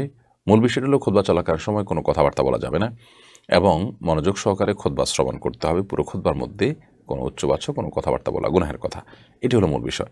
অতএব এটার যদি ব্যর্থ না হয়, অর্থাৎ আপনি শুনেছেন খুতবা মনোযোগ সহকারে, তাহলে সেক্ষেত্রে কীভাবে বসছেন না বসছেন এটার কারণে আপনি গুনাহগার হবেন না। আর দুজন হয়ে বসাটা আপনার জন্য আবশ্যকও নয়। এমনি সারুদ্দিন লিখেছেন, কবর জিয়ারত করে হাত তুলে দোয়া করা কি শিরক? না, কবর জিয়ারতের পর হাত তুলে দোয়া করা শিরক হতে যাবে কেন? যদি আপনি মৃত ব্যক্তির কাছে চান এবং তাকে আপনার বিভিন্ন জিনিস দেওয়ার জন্য উপযুক্ত এবং ক্ষমতাধর মনে করেন, সে ক্ষমতা আছে তার মনে করেন, তাহলে সেক্ষেত্রে আপনি গুনাহগার হবেন। এছাড়া কবরে আপনি জিয়ারত করার পর যদি ক্যাবলামুখী হয়ে কবরবাসীর জন্য দোয়া করেন, তাহলে সেক্ষেত্রে সেটা গুনাহের কোনো কারণ হবে না। এরপর এমডি মুস্তাফিজুর রহমান আপনি লিখেছেন, কোনো একজন ব্যক্তির নামকে সংক্ষেপ করে বললে কি গুনাহ হবে? যেমন ওসমানকে যদি উসু বলা হয়, সুমাইয়াকে যদি সুমু বলা হয়, না, এটি গুনাহ হবে না। এটাকে তারখিমে মুনাদা বলা হয়, অর্থাৎ নামের একটা অংশ আপনার সংক্ষিপ্ত করা। আপনার মূলত শেষ অংশটাকে সাধারণত সংক্ষিপ্ত করা হয়, তারখিম সেটাকে বলা হয়। যাই হোক, তো এই সংক্ষিপ্ত করার কারণে যদি কোনো অর্থের বিকৃতি না হয়, কোনো অসুবিধা নেই, সংক্ষেপে বলা যেতে পারে। ফাতেমা লিমা আপনি লিখেছেন, খেজুর ও শশা কোন পদ্ধতিতে খেলে স্বাস্থ্যবান হওয়া যায়, হাদিসের আলোকে দয়া করে জানাবেন। খেজুর এবং শশা খাওয়ার পদ্ধতি তো হাদিসে তো এটার খাওয়ার কোনো পদ্ধতি উল্লেখ নাই। তবে হ্যাঁ, সুন্নাহসম্মত পদ্ধতি হলো নবী করিম সাল্লাল্লাহু আলাইহি ওয়াসাল্লাম আল্লাহ তাআলা বেজোড়কে পছন্দ করেন, সেই হিসাবে বেজোড় সংখ্যক খাওয়া যদি সুযোগ থাকে, এবং খেজুর রোতাব বা আদা কাঁচা আদা পাকা খেজুর খাওয়াটা রমজান মাসে বা ইফতারের সময় নবী সাল্লাল্লাহু আলাইহি ওয়াসাল্লামের পছন্দনীয় কাজ ছিল, এতটুকু আমরা জানি। এছাড়া এগুলো যে কোনো খাবারের ক্ষেত্রেই আপনি অন্যান্য যে সুন্নাহ আছে সেগুলো ফলো করবেন, ডান হাত দিয়ে খাওয়া এবং বিসমিল্লাহ বলে খাওয়া ইত্যাদি। এর বাইরে এটার স্বাস্থ্যগত দিক, উপকারিতা আমরা কীভাবে বিষয় অর্জন করবো সেটা অবশ্য সংশ্লিষ্ট বিষয় বিশেষজ্ঞদের কাছ থেকে জানতে হবে। মারুফ আখতার আপনি লিখেছেন, বিভিন্ন শপে হিন্দুদের পূজা, ফাল্গুন আরও অনেক কিছুর উপলক্ষে বিভিন্ন অফার দেওয়া হয়, এখান থেকে আমরা কি কোনো প্রোডাক্ট কিনতে পারবো? কোনো অসুবিধা নেই। আপনি এই অফার উপলক্ষে আপনি কম দামে পেয়েছেন, কম দামে পাওয়াতে সেটা নেওয়াতে কোনো অসুবিধা নেই। আপনার এই নেওয়ার কারণে কোনো অন্যায় কাজে সহযোগিতা হচ্ছে না এবং কোনো প্রকার সহযোগিতার সম্পর্ক এখানে নেই। যেহেতু কোনো প্রকারভাবেই সহযোগিতা হয় না, বিধায় এটি নেওয়াতে কোনো অসুবিধা নেই। যদি হ্যাঁ তাদের কোনো শিরকের কাজে সহযোগিতা হয় এমন কোনো কাজ আপনি করেন, তাহলে সেটা আপনার জন্য নাজায়েজ এবং গুনাহ হবে। আব্দুল্লাহ আল ফয়সল লিখেছেন, কেউ যদি টাকা ঋণ দেয় সে টাকার জাকাত দিতে হবে কিনা, যে টাকা ঋণ দেয় সে টাকার জাকাত দিতে হবে কিনা। কেউ যদি আপনাকে ঋণ দেয় তাহলে সেক্ষেত্রে ঋণের টাকার জাকাত মূলত এই টাকার মালিক দিবেন। ধরুন আমি আপনাকে লোন দিয়েছি, তাহলে সেক্ষেত্রে আমি আমার এই টাকার জাকাত দিয়ে যেতে হবে।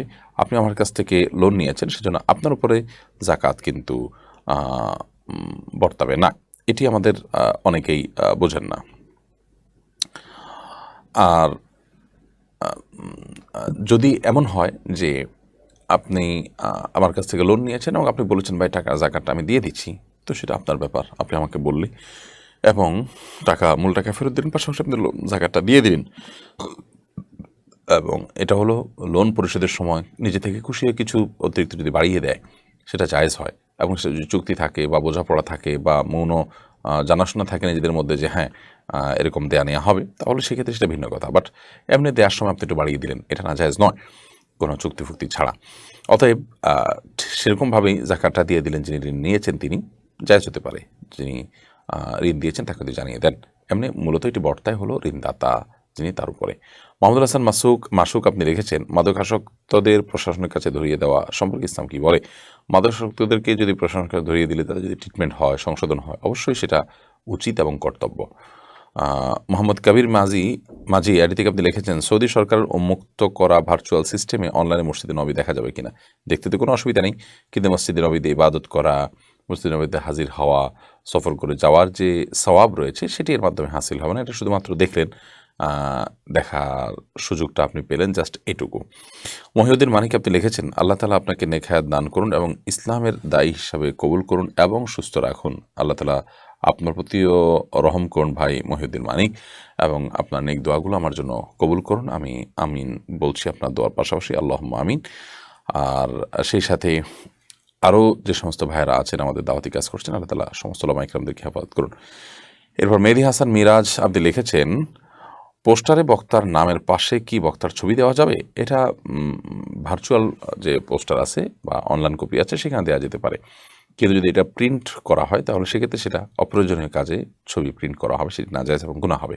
আমাদের ছবি অনেক সময় মাহফিলে দিয়ে থাকে, আমরা সেটি নিষেধ করি বারবার, তারপরও মানুষ অনেক সময় দেখা যায় আমাদেরকে বলা ছাড়াই করে ফেলে এবং বাধা দেওয়ার মতো সুযোগ আমাদের থাকে না, বিধায় এ বিষয়ে আমাদের তেমন কোনো দায়িত্ব আর থাকে না, যেহেতু আমরা জানি না। এবং যখনই আমরা জানতে পারি এরকম ক্ষেত্রে আমরা সাথে সাথে সংশোধনী দেই এবং তারা সংশোধন করে নেন। জান্নাতুল মামাপি লিখেছেন, মেয়েদের নেল পলিশ দেওয়া জায়েজ না, কিন্তু পিরিয়ড চলাকালীন সময় কি নেল পলিশ নখে দেওয়া যাবে? মেয়েদের নেল পলিশ যদি দেয় তাহলে সেক্ষেত্রে উজু করতে অসুবিধা হয়, গোসল করলে গোসল হবে না, সেজন্য এটি না জায়েজ। কিন্তু পিরিয়ড চলাকালীন সময় তো আর উজু আর গোসলের ব্যাপার নেই, অতএব এই সময়টাতে নামাজের ব্যাপার যেহেতু না, এই সময়টাতে তিনি চাইলে দিতে পারেন নেল পলিশ, কোনো অসুবিধা নেই। এরপর শারমিন শেখ আপনি লিখেছেন, রোজা রেখে কানে আঙ্গুল দিয়ে কি গোসল করতে হয় না স্বাভাবিকভাবে গোসল করতে হবে? রোজা রেখে আপনি কানে আঙ্গুল দিয়ে গোসল করার কোনো দরকার নেই, স্বাভাবিক গোসল করবেন। বরং ফরজ গোসল যদি হয় তাহলে সেক্ষেত্রে আপনার কানের ভিতরে ভিজা হাত দিয়ে আপনি যথাসম্ভব চেষ্টা করবেন প্যাচগুলোতে যাতে পানি পৌঁছে সেটির। অতএব কানে হাত দেওয়ার কোনো প্রয়োজন নেই। ইভেন কেউ যদি গোসল করতে গিয়ে তার কান দিয়ে পানি ঢুকে যায়, তিনি চেষ্টা করবেন সেটাকে বের করে ফেলার, বাস যথেষ্ট। এর জন্য তার আঙ্গুল দিয়ে বা কান বন্ধ করে তাকে গোসল করার কোনো প্রয়োজন নেই। এমনি সাইফুল ইসলাম সুলতান আপনি লিখেছেন, বাথরুমে কি অজু করা যাবে? বাথরুমে অজু করা যাবে, তবে সেখানে বিসমিল্লাহ মুখে উচ্চারণ করবেন না, মনে মনে বলবেন। আর যদি বাথরুমের বাইরে, টয়লেটের বাইরে যদি আপনার অজু করার ব্যবস্থা থাকে, সেটা সবচেয়ে উত্তম এবং ভালো। এমনি হাবিবুর রহমান আপনি লিখেছেন, মৃত ব্যক্তির জন্য মসজিদে দেয়া দোয়া করার পর জিলাপি খাওয়া কি দোয়ার বিনিময় নেওয়া বলে গণ্য হবে? এটাকে সরাসরি বিনিময় বলা কঠিন, কারণ হলো এখানে দোয়াতে কেউ সামিল না থাকলে গণহারে সবাইকেই দেওয়া হয়, কিন্তু জিনিসটা দৃশ্যত বিনিময়ের মতোই লাগে যে দোয়া করা হচ্ছে তারপরে এটা দেওয়া হচ্ছে, অথচ অন্য সময় তো দেওয়া হয় না। তো এইটা আসলে অসুন্দর একটা দিক। আমরা এমনি মসজিদে মুসল্লিদেরকে বা যে কোনো মানুষকে খাওয়াবো, মৃত ব্যক্তির তরফ থেকে খাওয়ানোটা, বিশেষ করে গরিব অভাবীদেরকে খাদ্য দান করাটা অনেক বড় ইবাদত এবং সওয়াবের কাজ। এটি করা যেতে পারে দিনক্ষণ কোনো কিছু ঠিক না করে, গতানুগতিক কোনো ট্র্যাডিশন ফলো না করে, এমনিতেই মৃত ব্যক্তির তরফ থেকে দান দক্ষিণা করা যেতে পারে, খাদ্য বা যে কোনো কিছু দিতে পারেন। বাট মসজিদে এটা মানে জিলাপি ইত্যাদি দিচ্ছেন, আপনি দোয়া করাচ্ছেন তার বিনিময়ে, এবং এই দোয়ার জন্য যে সম্মিলিত রূপ দিয়ে সবাই একত্র হয়ে দোয়া করছেন, মৃত ব্যক্তির জন্য জানাজা ছাড়া এভাবে সম্মিলিত হয়ে তার জন্য দোয়ার কোনো আনুষ্ঠানিকতাই আসলে শরিয়াতে আমাদেরকে নির্দেশ করেন। বিধায় প্রত্যেকে যার যার জায়গা থেকে আমরা তার জন্য দোয়া করবো, এবং দোয়া পরবর্তী এই ধরনের জিলাপিটাও দৃশ্যত ভালো দেখা যায় না, কিন্তু এটাকে সরাসরি পারিশ্রমিক এবং বিনিময় হিসাবে ধরে হারাম বলাও যাবে না। সিয়াম আহমেদ আপনি লিখেছেন, আমি একটা রাইস মিল চালাই, 1 মণ ধান 25 টাকা নেই, তার সাথে অতিরিক্ত কিছু চাল নেই, যার ধান তার কাছ থেকে, এটা কি হারাম হবে? খুবই জানা জরুরি, আমার জন্য উত্তর দিলে খুশি হব। আপনি তার কাছ থেকে যে 25 টাকা নেন ধান ভাঙানোর জন্য, সেটি পারিশ্রমিক আপনার, কিন্তু চালটা আপনি কেন নেন? এটি একটা বড় প্রশ্নের বিষয়। যদি চালটা যার কাছ থেকে রাখেন, সেটাও যদি আগে ভাগে বলেন যে এতমন চাউল ভাঙলে সেখান থেকে, আমি ধান ভাঙলে সেখান থেকে 25 টাকা প্লাস এতটুকু চাউল নেব, এবং সেটাতে তারা সম্মত থাকেন, তাহলে সেটা আপনার জন্য জায়েজ হবে। সেটা যদি না হয়, আপনি থোক সেখান থেকে চাউল রেখে দিলেন নিজের সুবিধা মতো, হয়তো তিনি কিছু বলেন না, বলতে পারেন না, এরকম যদি হয় তাহলে সেটা জায়েজ হবে না, সেটা গুনাহ হবে। সকাল সন্ধ্যা এআইডি থেকে আপনি লিখেছেন, নামাজ পড়ার সময় একই রুমে মোবাইলে অন্য কেউ যদি গান শুনে, তাহলে কি আমার নামাজ হবে? আপনার নামাজ তো হয়ে যাবে মানে আক্ষরিকভাবে, কিন্তু আপনার নামাজের মনোযোগ নষ্ট হয়ে যাবে। সেজন্য নামাজের মনোযোগ নষ্ট হতে পারে এমন কোনো জায়গায় আসলে নামাজ পড়া উচিত নয়, জায়েজ নয়, এবং যিনি এই কাজটি করছেন তার জন্য এটি জায়েজ হবে না যে তিনি একজন নামাজি ব্যক্তি নামাজে ডিস্টার্ব করছেন, তার নামাজের ভিতরে মনোযোগ নষ্ট হতে পারে এমন কোনো কাজ করছেন, সেটি করা তার একেবারেই অনুচিত কাজ।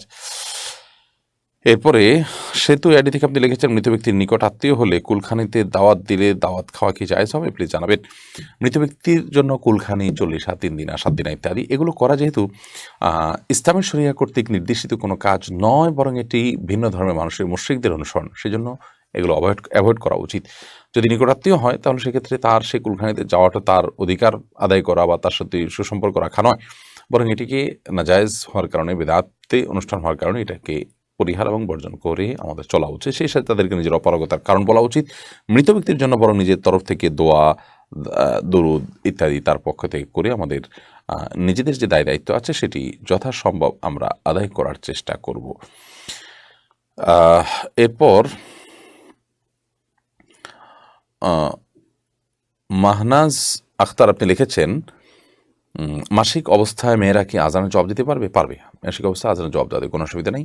দরুদ, জিকির, দোয়া এগুলো সবগুলোই আপনি মাসিক অবস্থায় করতে পারবেন, দিনী বই পুস্তক পড়া ইত্যাদি আপনি করতে পারবেন। শেষ পাতায় এটি থেকে আপনি লিখেছেন, দাঁড়িয়ে ক্যাম করা যাবে কিনা? দাঁড়িয়ে ক্যাম মানে দাঁড়ানো, অতএব দাঁড়িয়েই তো ক্যাম হবে। আপনি বোঝাতে চেয়েছেন হয়তো বা যে দরুদ পড়তে পড়তে কিছু মানুষ যে দাঁড়িয়ে যায়, এটি করা যাবে কিনা। এর উত্তর হলো যে দরুদ দাঁড়িয়ে বসে সর্বাবস্থায় পড়া যায়, সেটি ভিন্ন একটি বিষয়, কিন্তু বসে বসে দরুদ পড়তে পড়তে একটা পর্যায়ে দাঁড়িয়ে যেতে হবে, এই বিশ্বাসটি ভুল এবং ভ্রান্ত। এই ভ্রান্তি বেদাত এর কারণে এটি গুনাহের কারণ হবে যদি কেউ এটাকে দরুদ পাঠের জন্য এটি আবশ্যক বা এটাকে নিয়ম মনে করে, কোন হাদিসের আলোকে নির্দেশিত মনে করে। নবী সাল্লাল্লাহু আলাইহি ওয়াসাল্লামের সম্মান জানাতে গিয়ে নাকি তারা দাঁড়িয়ে, যেরকম অনেক ভাইরা বলেন।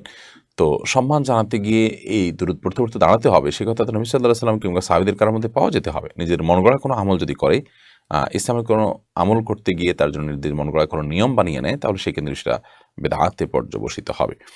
রহিমা হিম আপনি লিখেছেন, আমার কাছে কতটুকু স্বর্ণ থাকলে আমার যাকাত দেওয়া লাগবে?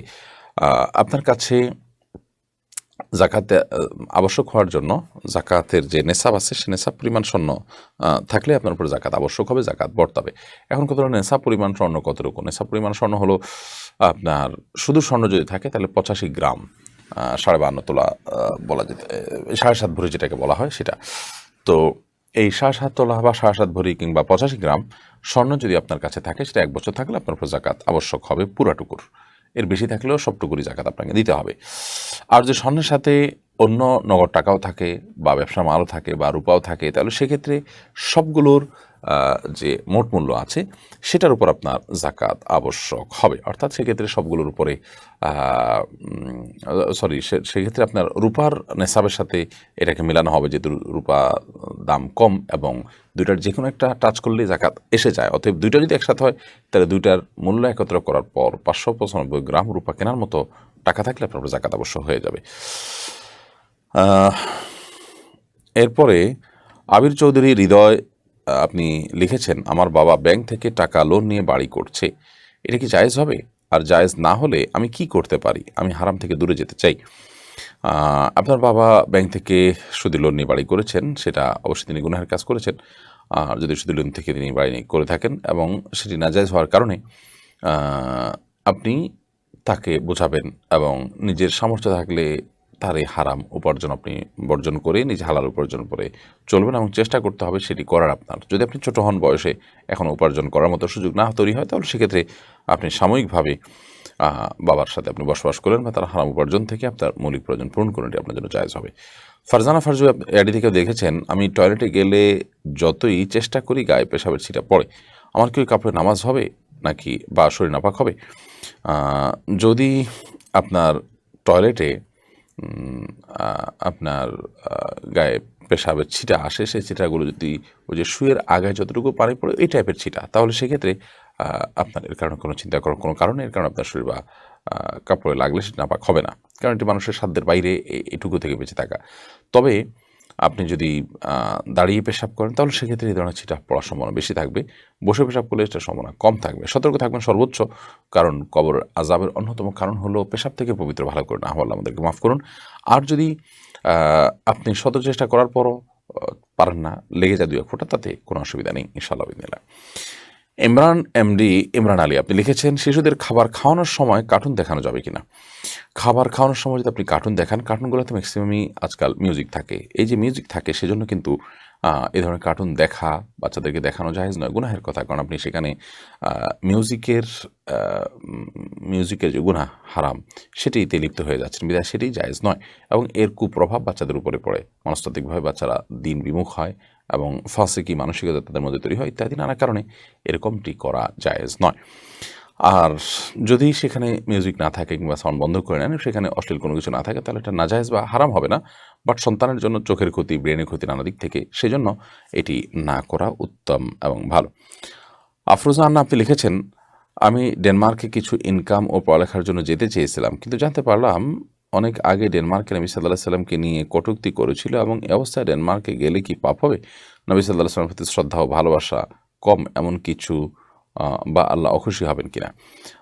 দেখুন, প্রথম কথা হলো যে সেখান থেকে যদি আপনি জ্ঞান অর্জন করে নিয়ে এসে মুসলিমদেরকে সমৃদ্ধ করেন, তাহলে সেক্ষেত্রে সেটা আপনার জন্য জায়েজ হবে, কারণ সেখানে গিয়ে তাদের আপনি কোনো উপকার করছেন না বা তাদের প্রতি ভালোবাসার প্রদর্শনও করছেন না। আর যদি ব্যাপারটা এরকম হয় সেখানে আপনি স্থায়ীভাবে বসবাস করেন, তাদেরকে রিচ করেন এবং আপনার মাধ্যমে আপনি তাদের সেখানে বসবাস করে রীতিমতো তাদের একজন হয়ে যাচ্ছেন, তাদের দলভুক্ত হচ্ছেন, তাহলে সেক্ষেত্রে সেটা নাজায়েজ হবে। আপনি সাময়িকভাবে সেখানে গিয়েছেন কোনো কাজ হাসিল করার জন্য, উদ্ধার করার জন্য, সে কাজ করে আপনি সেখান থেকে চলে আসছেন, তাহলে সেটা আপনার জন্য ইসলাম শরীয়তের দৃষ্টিকোণ থেকে ইনশাআল্লাহ বিদিনিল্লাহ, আমি আমার ক্ষুদ্র জ্ঞান অনুযায়ী নাজায়েজ বা হারাম বা গুনাহ হবে না ইনশাআল্লাহ তাআলা। এরপরে প্রশ্ন হলো, আমি মাদ্রাসায় পড়ে আমার বাবা নামাজ পড়ে না, আমি অনেকবার বলেছি, এই জন্য কি আমাদের আমাকে জবাবদিহি করতে হবে? আপনি আলমগীর হুজুর আপনি লিখেছেন, না, আপনি যদি অনেকবার বলে থাকেন, অন্যদের মাধ্যমে দাওয়াতি কাজ করে থাকেন, ইনশাআল্লাহ বিদিনিল্লাহ আল্লাহর কাছে আপনার কোনো দায় থাকবে না, কারণ আপনি আপনার চেষ্টাটা করেছেন। রাহা ইসলাম আপনি লিখেছেন, আমার ছেলে ক্লাস 7 পড়ে, আমি ইংলিশ মিডিয়াম মাদ্রাসায় দিতে চাই, কোন মাদ্রাসায় দিলে ভালো হয়? আপনি আপনার সন্তান ঠিক কোথায় আছে এবং আপনি কোন জায়গায় চাচ্ছেন সেটা তো আমি জানি না। যদি ঢাকা হয় তাহলে সেক্ষেত্রে অনেকগুলো ভালো ভালো ইংলিশ মিডিয়াম মাদ্রাসা আছে তুলনামূলকভাবে, সেগুলো আপনি দিতে পারেন। এক এক এলাকাতে এক একটা অ্যাভেলেবল আছে। আপনি এ বিষয়ে আপনার অবস্থান এবং আপনার সুবিধা অসুবিধা উল্লেখ করে বললে সেক্ষেত্রে পরামর্শ দিতে আপনার জন্য সুবিধা হবে।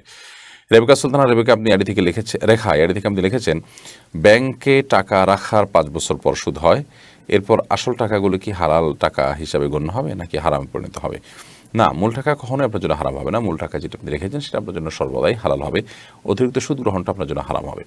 যদি বাই ডিফল্ট সেটা আপনার কাছে চলে আসে তাহলে সেক্ষেত্রে সেটা সওয়াবের নিয়ত করা ছাড়া কোনো গরিব দুঃখীকে দান করে দিবেন। এরপর সেরিন আক্তার লিখেছেন, মুখে ক্রিম দিয়ে নামাজ পড়লে নামাজ হবে কি? মুখে ক্রিম দিয়ে নামাজ পড়লে নামাজ হয়ে যাবে, কোনো অসুবিধা নেই। ক্রিম, লোশন বা কোনো প্রকার ওয়েল ইত্যাদি পাক পবিত্র যদি হয় তাহলে সেক্ষেত্রে এটা ব্যবহার করলে নামাজের কোনো ক্ষতি হবে না ইনশাআল্লাহ তাআলা। আফসানা ইমরুদ লিখেছেন, মহিলাদের শারীরিক সমস্যা থাকার কারণে পিরিয়ড 5 দিনের দিন মনে হয় ভালো হয়ে গেছে, কিন্তু নামাজ পড়ার পর দেখা যায় সমস্যাটা আছেই। কোনো কোনো সময় 6-7 দিনও থাকে। এমন অবস্থায় করণীয় কি? যদি প্রায় এরকম হয়, আপনার দিন ফিক্স না থাকে, তাহলে সেক্ষেত্রে সামান্য সময়ের জন্য গ্যাপ হয়ে যদি আবার শুরু হয়ে যায় তাহলে সেটা মাসিক হিসাবেই গণ্য হবে। আর যদি আপনার দিন ফিক্স থাকে, এরপরে হঠাৎ করেই অনেক পরে, একদিন পরে, আধা দিন পরে আবার দেখা যায়, তাহলে সেক্ষেত্রে এটা রোগ হিসাবে গণ্য করবেন এবং আপনি নামাজ কন্টিনিউ করবেন। আজিজুর রহমান আপনি লিখেছেন, আমি নতুন বাড়ি করেছি, এখন নতুন বাড়িতে উঠতে কি মিলাদ দিতে হবে? আপনি নতুন বাড়ি তৈরি করেছেন, বিসমিল্লাহ বলে আল্লাহর নাম নিয়ে আপনি সেখানে বসবাস শুরু করবেন এবং এই বাড়িতে আল্লাহর ইবাদতবন্দি করবেন, কোরআন তেলাওয়াত করবেন, দোয়া দুরুদ পড়বেন এবং কোনো গুনাহের কাজ করবেন না, এটা আপনার দায়িত্ব, বা শেষ। এর বাইরে নতুন বাড়িতে উঠতে হলে মিলাদ দিতে হবে এরকম কোনো কথা কোরআন হাদিসে কোথাও বলা হয়নি। বিধায় নতুন বাড়িতে উঠলে সবাইকে দাওয়াত দিয়ে মিলাদের অনুষ্ঠান করা কোরআন হাদিস কর্তৃক নির্দিষ্ট কোনো কাজ নয়। তবে আপনি এমনিতে আত্মীয়স্বজন দাওয়াত দিয়ে খাওয়াচ্ছেন, আনন্দ করছেন বা উদ্বোধন করছেন সবাইকে নিয়ে, সেটি একান্ত আপনার ব্যাপার। কিন্তু যখনই আপনি মিলাদ দিচ্ছেন সেটা ইসলামের ব্যাপার হয়ে যাচ্ছে। ইসলামের ব্যাপার যখন হয় তখন ইসলামে যদি নির্দেশনা না থাকে তাহলে সেক্ষেত্রে ইসলামের ব্যাপার বানিয়ে নেওয়া এটা হল রীতিমতো বিদআত এবং গুনাহের কথা। এমনি মনির হোসেন আপনি লিখেছেন, অফিস থেকে দেয়া কর্পোরেট সিম দিয়ে কি ব্যক্তিগত কথা বলা যাবে? অফিস যদি কর্পোরেট সিম দিয়ে থাকে অফিসের কাজের জন্য, তাহলে সেক্ষেত্রে আপনি ব্যক্তিগত কাজে তো সেটা ব্যবহার করতে পারবেন না। ইকবাল রাজা আপনি লিখেছেন, রমজান মাসে পিল খেয়ে রোজা পুরা করা যাবে কিনা? পিল খেয়ে রোজা রাখলে যদি আপনার মাসিক বন্ধ করে রাখলে যদি আপনার কোনো শারীরিক কোনো ক্ষতি না হয়, কোনো বড় কোনো সাইড এফেক্ট না পড়ে, তাহলে সেক্ষেত্রে এটা জায়েজ হবে। তবে সাধারণ অবস্থাতে আল্লাহ তাআলার ফয়সালাকে মেনে নেওয়াটাই উত্তম বলবো আমরা। কোনো কারণে যদি মনে হয় যে এই রোজাগুলো আমি পরে আবার রাখতে পারি কি না পারি, বা আমি এই সময়ের ইবাদতবন্দিগিটা মিস করবো, এই কারণে আমি চাচ্ছি না মিস করতে, তাহলে আপনি পিল খেয়ে রোজা রাখতে পারেন যদি এর কারণে আপনার শারীরিক কোনো সাইড এফেক্ট না হয়। মাইনুল ইসলাম আপনি লিখেছেন, লটারির মাধ্যমে বিদেশ যাওয়া কি জায়েজ হবে?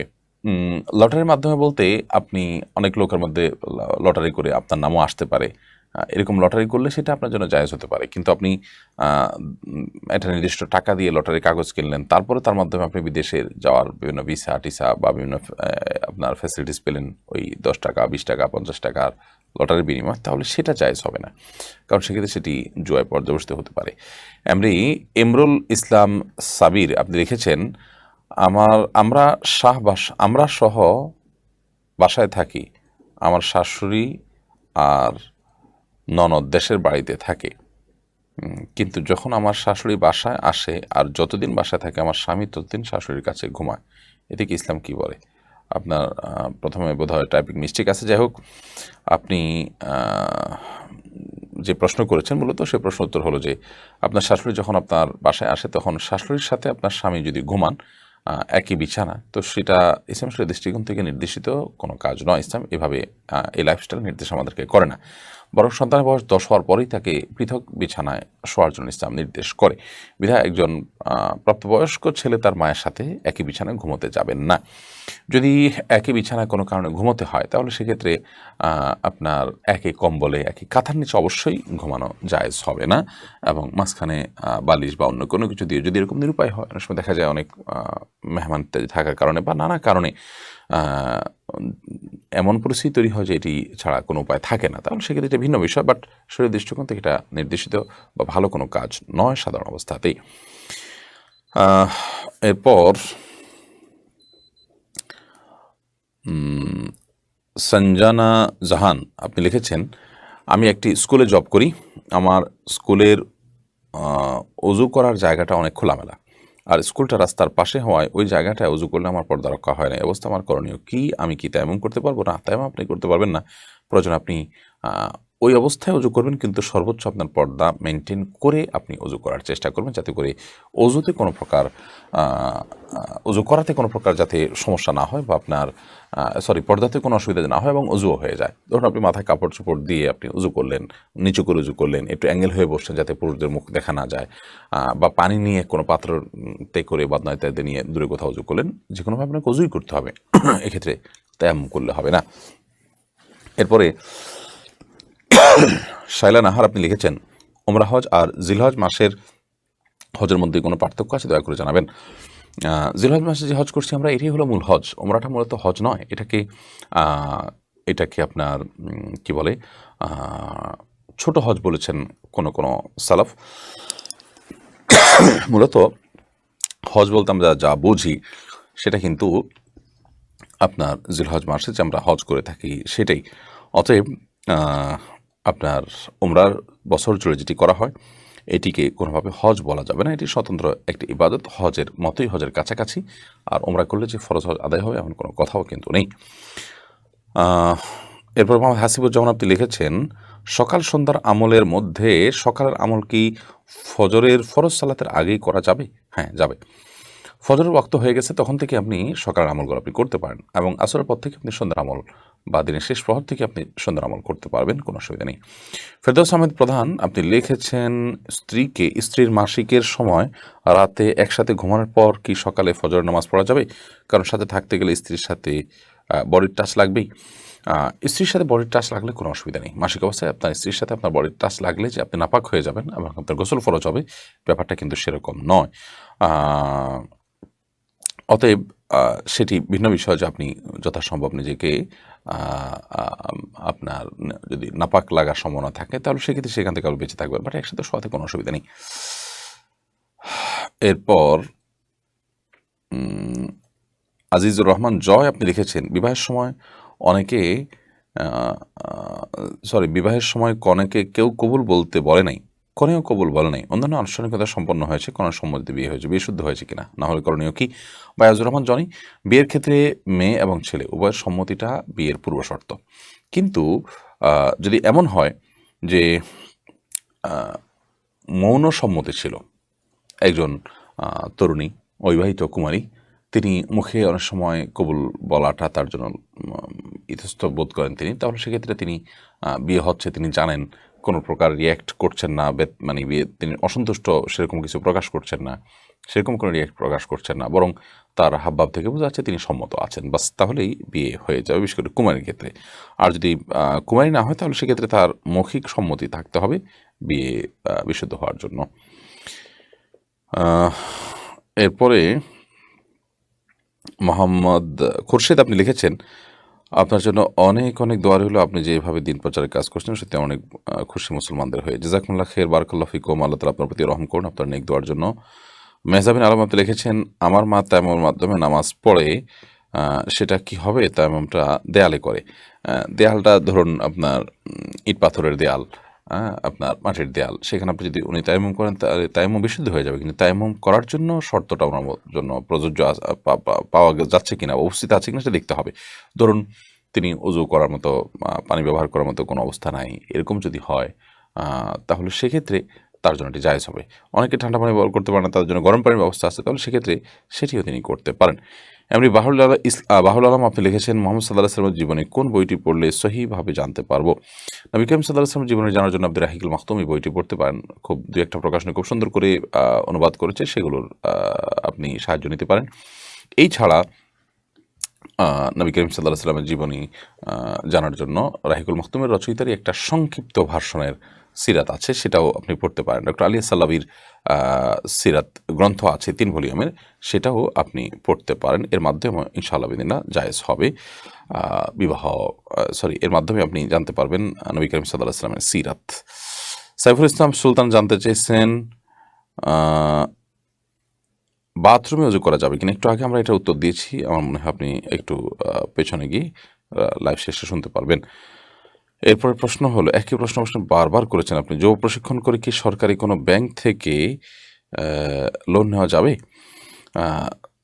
প্রশিক্ষণ নেওয়া তো মৌলিকভাবে কোনো খারাপ কিছু না, ভালো জিনিস, আপনি প্রশিক্ষণ নিতেই পারেন, কিন্তু সুদী ব্যাংক থেকে লোন নেওয়া সেটা আপনার জন্য জায়েজ হবে না। একজন ইমানদার সুদ নির্ভর কোনো কিছু করবেন না।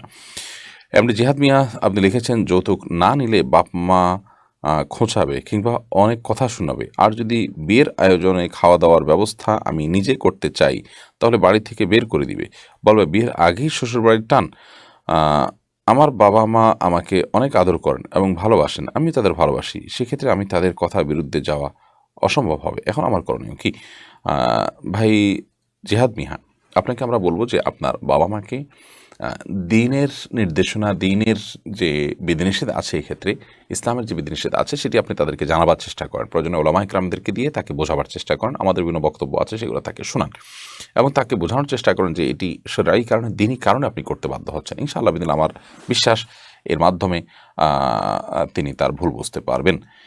তসমিমা বাঁধন জ্যোথি আপনি লিখেছেন, স্বামী স্ত্রী একসাথে জামাতে ফরজ নামাজ পড়তে পারবে কিনা, যদি পারে তাহলে কি একামত দিতে হবে, তাছাড়া অন্যান্য নফল নামাজ কি জামাতে পড়তে পারবে? স্বামী স্ত্রী একসাথে জামাতে নামাজ পড়তে পারে, যার যার নামাজ শেষে পড়তে পারে, আর যদি যার যার নামাজ শেষে পড়তে পারে জামাতে নামাজ পড়ে, তাহলে সেক্ষেত্রে স্বামী সামনে স্ত্রী পেছনে, অর্থাৎ পাশাপাশি না দাঁড়িয়ে নামাজ পড়তে পারে। এটা মাঝে মধ্যে জামাত মিস হয়ে গেল পুরুষের, সেক্ষেত্রে এটা করতে পারে, নিয়মিত এটি করবেন না তারা, বাসায় অন্যান্য জামাত তরক করে। এবং একামত দিবে, স্বামী নিজে একামত দিবেন। আর অন্যান্য নফল নামাজ, বিশেষ করে তাহাজ্জুদের নামাজ ইত্যাদি, তারা যদি জামাতে পড়তে চান স্বামী সামনে ইমামতি করবেন, স্ত্রীর পিছনে নামাজ পড়বেন, হতে পারেন। এরপর সুমাইয়া আক্তার লিখেছেন, নিয়মিত দুঃস্বপ্ন দেখি করণীয় কি? দুঃস্বপ্ন বলতে যে স্বপ্ন দেখার পর আপনি ভড়কে যাচ্ছেন, ভয় পেয়ে যাচ্ছেন, এটা শয়তানের দেখাতে পারে, ব্ল্যাক ম্যাজিক কারণ হয়ে থাকে, সেজন্য আপনি রুকিয়া করবেন, ঝাড়ফুঁক করবেন এবং কোরআন কারীমের তেলাওয়াত বেশি বেশি করে করবেন, বিশেষ করে যেগুলো রুকিয়ামূলক সেগুলো শুনবেন বেশি বেশি করে। আর যদি আপনার কাছে অর্থবহ স্বপ্ন মনে হয় যে আপনি কোনো বাজে কোনো ইঙ্গিত পাচ্ছেন, তাহলে সেক্ষেত্রে আপনি আল্লাহর কাছে পানা চাইবেন, আল্লাহ আমি এই স্বপ্নের থেকে, মন্দ দিক থেকে, ক্ষতিকর দিক থেকে আপনার কাছে পানা চাই, আল্লাহর কাছে ইস্তেগফার করবেন, পানা চাবেন, ইনশাআল্লাহ যথেষ্ট হবে। ফারাহ লিজা আপনি লিখেছেন, দয়া করে বদলি হজ আদায় করার নিয়মটা জানাবেন। বদলি হজ আর মূল হজের ভিতরে কোনো পার্থক্য নেই, একই জিনিস, শুধুমাত্র পার্থক্য এটুকু, যিনি বদলি হজ করবেন তিনি তার নিজের হজটা আগে সম্পাদন করতে হবে, তারপর তিনি অন্য তরফ থেকে বদলি হজ করতে পারেন। এন রহমান আপনি লিখেছেন, নানি বা দাদির দুধ সন্তানের সামনে পর্দার বিধান কি? নানি বা দাদি তাদের দুধ সন্তান যদি থাকে, তাহলে সেক্ষেত্রে এই দুধ সন্তানের সাথে যিনি পর্দার বিধান বলা হচ্ছে, তিনি যদি তার রক্ত সম্পর্কে আত্মীয় হলে যেমন হয় সেরকম হয়, অর্থাৎ ধরুন নাতি, প্রশ্ন যদি নাতি করেন যে আমার নানির দুধ সন্তান একজন মেয়ে, তিনি দুধ পান করেছেন, তাহলে সেক্ষেত্রে তার সাথে দেখা করতে পারবে কিনা? উত্তর হলো হ্যাঁ, আপনি দেখা করতে পারবেন, যেহেতু আপনার মায়ের বোন, দুধ বোন হয়ে যাচ্ছেন তিনি তখন, সেক্ষেত্রে। সেজন্য আজিজুর রহমান জয়, আপনার প্রশ্ন উত্তর আমরা দিয়েছি আলহামদুলিল্লাহ। প্রিয় দর্শক, দেখতে দেখতে আমরা 1 ঘন্টার বেশি সময় পেরিয়ে গেছি এবং প্রায় শখানেক 100-র মতো প্রশ্ন উত্তর আজকে আমরা দিয়েছি আলহামদুলিল্লাহ। অনেক বেশি প্রশ্ন উত্তর দেওয়া হয়েছে আজকের লাইভে। এরপর আপনাদের অনেকের প্রশ্ন উত্তর আমরা দিতে পারিনি, ইনশাআল্লাহ বিদিনিল্লাহ আগামীকাল আমাদের অ্যাডমিনগণ যথাসম্ভব অফিস টাইমে আপনাদের রিপ্লাইয়ের মাধ্যমে প্রশ্নগুলোর উত্তর দেওয়ার আপনার চেষ্টা করবেন। আল্লাহ রাব্বুল আলামিন আমরা যা শুনলাম জানলাম এগুলোর যারা আমাদের সবাইকে আমল করার তৌফিক দান করুন এবং কোরআন হাদিসের আলোকে আমরা আমাদের জীবনকে যেন সাজাতে পারি, আল্লাহ তাআলা আমাদের সেই তৌফিক দান করুন। ইনশাআল্লাহ আগামী সপ্তাহে আবারও একই সময়ে লাইভ অনুষ্ঠানে দেখা হবে। সে পর্যন্ত আল্লাহ তাআলা আমাদের সবাইকে ভালো রাখুন, সুস্থ রাখুন, নিরাপদে রাখুন, সেই দোয়া আল্লাহ তাআলার কাছে আমরা নিবেদন করে আজকে আমাদের শেষ করছি। আসসালামু আলাইকুম ওয়া রাহমাতুল্লাহি ওয়া বারাকাতুহু।